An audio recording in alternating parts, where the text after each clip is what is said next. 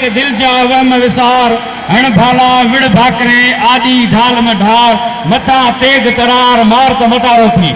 ऐं सेंडोस road जिदोजहद committee के दोस्तन के जस तो ॾियां त अॼु जामशोरे जे मसइलनि ते हिकु थिया आहिनि ऐं 10 वार्डन जा दोस्त हिन में शरीक करे इहो सबूत ॾिनो अथनि त जामशोरे जो आवाम संजीदा थियो आहे पंहिंजे मसइलनि खे हल करण लाइ ऐं इंशाअल्लाह ताला इहे मसइला पंहिंजा हल कराईंदासीं। हिन वक़्तु तव्हां सेवाणी मोहल्ला सेंडोस रोड जी हालत ॾिसंदव त कीअं था उतां जा माण्हू गुज़र सफ़र कनि, कीअं था उतां ज़ाती मसरूफ़ात शयूं जेके ज़ाती